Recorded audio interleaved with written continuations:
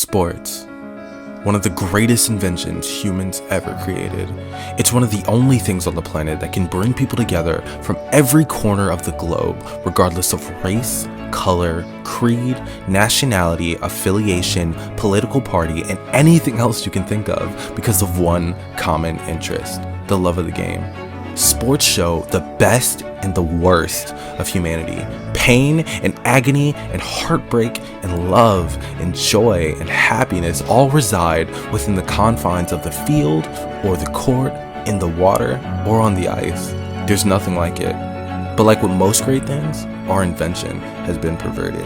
There are those out there who would use sports as a basis to badmouth and bully those who they feel aren't good enough, all in the name of good content. And if we are to create a better sports community, we cannot allow this to continue.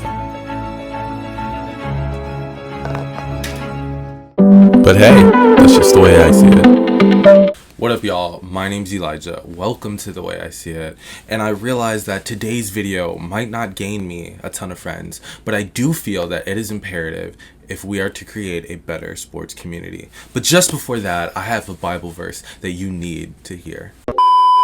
Matthew 7:12 says, "Do to others whatever you would like them to do to you." This is the essence of all that is taught in the law and the prophets. Now, what this means is that we are required to treat others the way we would want to be treated. If we want kindness shown to us, then we must show kindness to others. If we want mercy shown to us, then we must show mercy to others. You wouldn't leave hateful or disparaging comments about yourself on social media, so please don't leave hateful or disparaging comments about anyone else. Now, I'm sure that most of you watching this video have heard of popular sports analysts like Nick Wright, Stephen A. Smith, Skip Bayless, Kendrick Perkins, Colin Cowherd, and others. Not only are they known for their colorful personalities, but also for their bold takes as well. If somebody is subpar, they have no problem saying it. This perceived authenticity has garnered them praise among many in the sports community. But when does keeping it real turn into straight up bullying? I feel like most people will believe that I'm advocating for no negative talk about athletes in general, and that's not all what I'm saying. I fully believe in telling it like it is, but there's a huge difference in constructively criticizing someone and just straight up bad mouthing them.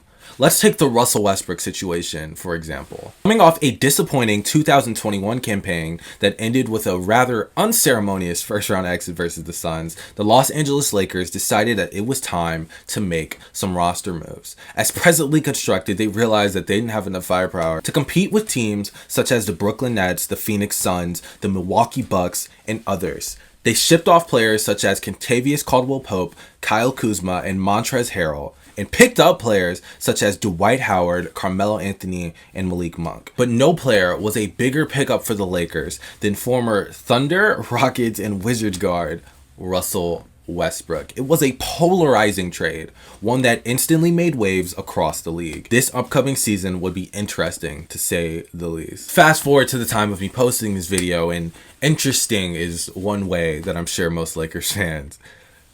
some Lakers fans would describe this season. I'm sure most of them would describe it as pretty sucky. LeBron has been their only bright spot this season, doing what LeBron does, literally carrying the team on his back while his two co-stars have struggled. Anthony Davis has been out with injury for the vast majority of the season, and when he's played, he's sometimes looked out of it, leading many to question his work ethic. But clearly no superstar, or just honestly player in general, has struggled more than Russell Westbrook has this season. His shooting averages and percentages have all gone down, and he's turned the ball over more than any other player this year.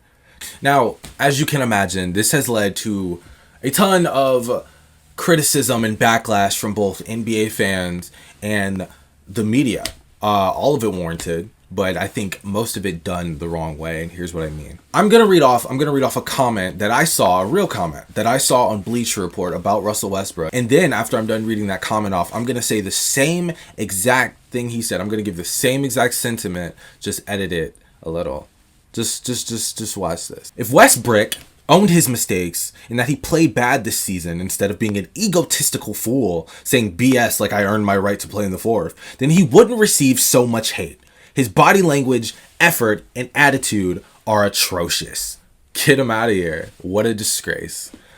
Now, I'm going to say the same thing over, but just I'm gonna say it with a lot less malice. Just watch this. If Westbrook showed a little more accountability throughout the season, then I believe he would receive less hate than what he gets now. His body language, attitude, and effort could also improve. So what was the real difference in what I said and what he said, he or she said?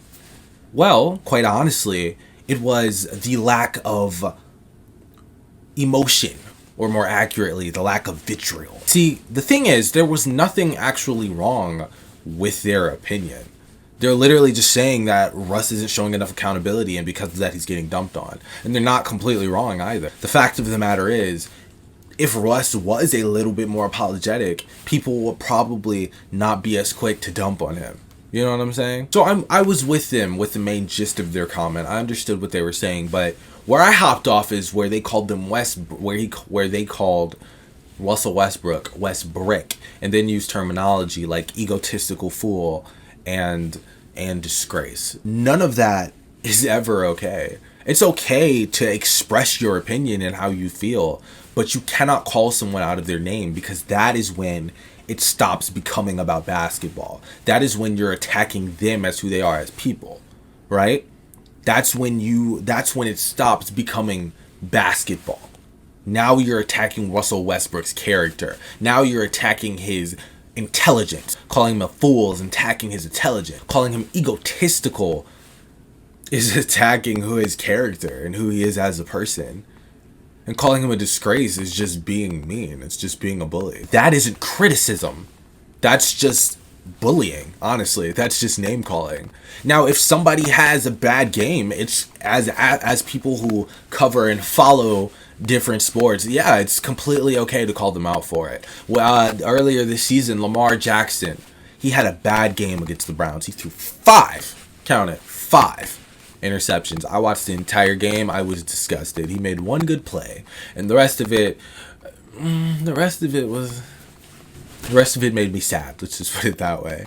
Luckily, they still won the game, though. But after that game, I called it like it was. I was like, Lamar needs to be better. He has to be better. 5 interceptions is unacceptable. 5 interceptions is unacceptable from a quarterback of his caliber. But quite honestly, 5 interceptions is unacceptable from a quarterback, period. You cannot throw 5 interceptions. And I was right. I am right. You cannot do that. And that's completely fine. My opinion was fine. I criticized his performance. I didn't criticize him. I didn't start calling him, "You crazy. What's wrong with you doing 5 interceptions? That's why your head is big," or something crazy like that. I didn't start coming for him as a person, right? I just criticized his performance. You need to stop throwing 5 interceptions. That's ridiculous.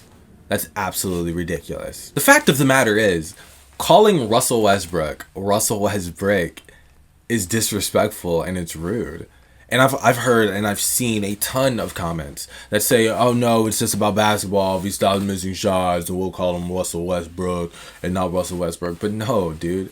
When you call him Russell Westbrick, it's not about basketball anymore, because now you're calling him out of his name in a negative manner.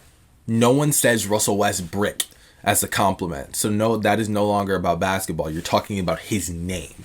That has nothing to do with basketball. Now, I realize that it may be hard to find sometimes, but there are definitely creators and analysts out there who have mastered the technique of criticizing an athlete's play without actually criticizing the athlete themselves. One example that comes to mind is a fellow YouTuber by the name of Alex Rollins NFL. If you're a football fan, I highly suggest going and subscribing to his channel. The way that he breaks down the game, quite honestly, is impeccable. And for the most part, he does it all without bashing the players he covers. I say for the most part because I haven't watched all of his videos, but from what I've seen, and I've watched a lot of them, he doesn't ever bash the players that he covers. A video of his that I want to cover in particular is a video that he made titled "Justin Herbert is the next NFL draft bust." As you watch the video, you realize that all of the reasons he gave for believing that Justin Herbert wouldn't pan out in the NFL had to do with his play on the field, not who he was as a person. He brought up points like the inconsistent mechanics Herbert apparently showed in college, and the hits that he threw with sometimes. But even with that, he made sure to give Herbert his props, making sure to say this in the very same video.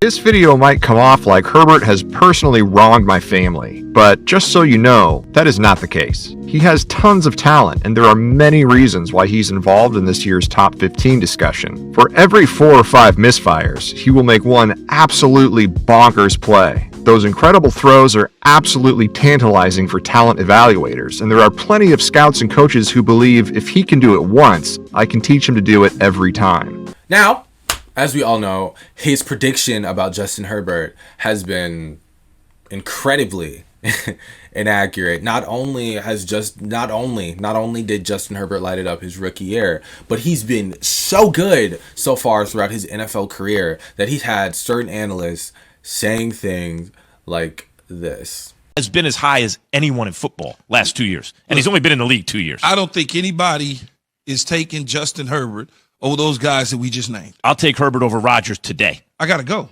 I got to get up and go. Are you talking about I don't even future games? Because I can't do that right now. You're thinking about that like the next 10 years. Rodgers is on a much better team than Herbert. Max. Herbert's numbers are almost identical to Rodgers. You can't take Justin Herbert over Aaron Rodgers right now. I don't have to deal with any of the nonsense. One thing that I give Alex credit for is the fact that he did not shy away from being wrong.